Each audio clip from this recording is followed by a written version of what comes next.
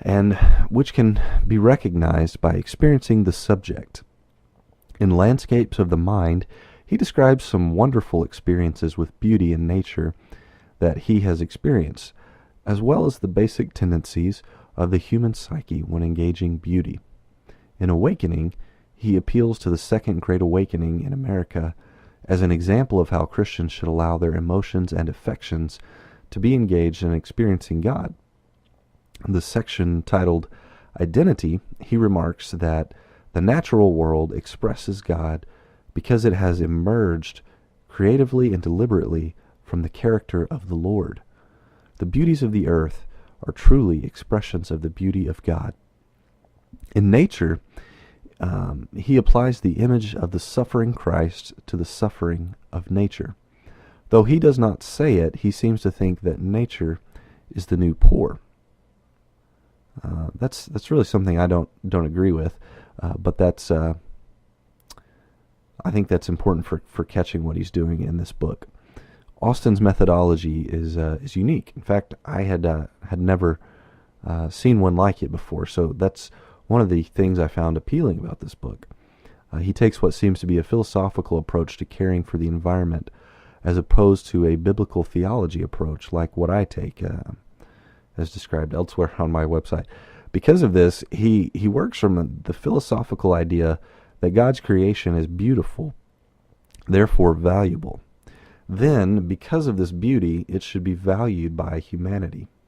I understand his argument. I admit that it likely has a broader appeal than my own foundational argument that God's creation is valuable because he called it good and set humanity to take care of it in the first chapters of Genesis. His argument may have a broader appeal than just to those who subscribe to the authority of the Christian canon. Now, as a Christian, I am sure that Austin's understanding of creation being beautiful is informed by Scripture.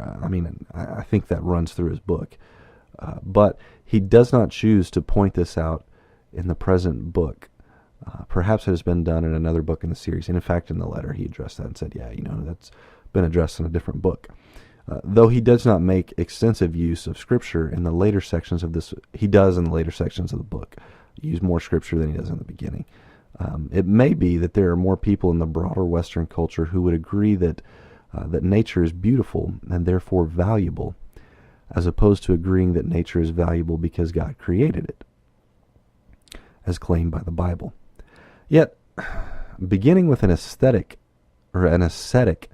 philosophical basis seems to leave the door open for one to reject the premise just as much as one may reject the authority of Scripture.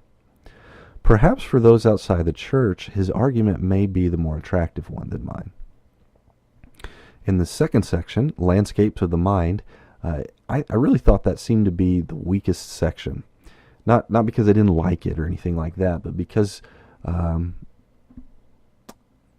it didn't seem to do as good of a job as he could have in showing how the subjects that he spoke of relate really to his main idea. He talked about backpacking through the Grand Canyon, and I've done that, and I enjoyed it. But at the same time, he didn't explicitly point out the relation to his argument there about experiencing nature as important for understanding its beauty. I especially enjoyed the chapter Ecology Fulfilled. He says, when we respect nature with our identity as part of what gives our life meaning, we will be more likely to contribute to its life, less likely to simply exploit it. This statement shows an interesting distinction between his view and what Jim Ball has called the wise use type of stewardship in his article on evangelicals, population, and the ecological crisis. I think that Austin falls into what Jim Ball would call caring management, or between that category and maybe servanthood stewardship. Austin never says explicitly that humanity is the servant of creation, so I don't think he fully fits that servanthood stewardship type. and I also would kind of agree with where Austin falls on that, into the kind of caring management category that Ball talks about.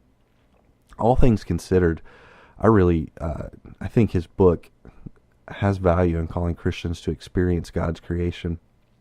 His imagery will make the reader want to take a walk outside in the beautiful forest. When I was reading this book, it made me want to get outside every day and take a walk with my daughter. I benefited from this book by learning that there are other legitimate starting points for Christians to engage the environment, other than my own point of engagement with looking for intersections in Old Testament theology. In the books I also think that this book's value is in its philosophical approach to environmental care. In the books on ethical treatment of the environment, which I've read a few for my thesis on that, none seem to give philosophical underpinnings quite the attention that Austin did in this book when he discussed Jonathan Edwards and Descartes and other philosophy underpinnings and things like that. So I really did enjoy that book quite a bit, and look forward to reading.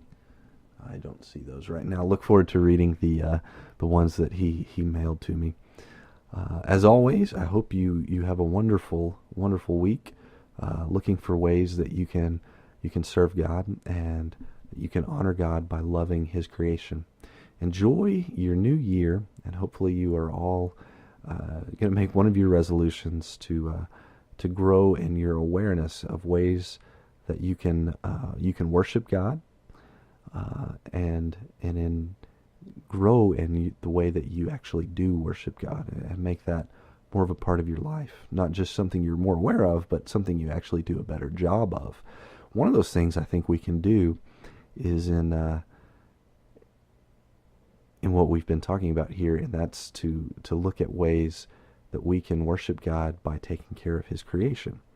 Because once again, if you look in Genesis 2:15, that really seems to be something that God has called us to do, and therefore I think it's very important for us to do that in this year 2010.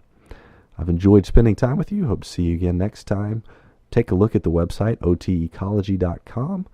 Subscribe on iTunes, or you can check out the RSS feed on the website and stay up to date. Thanks a lot.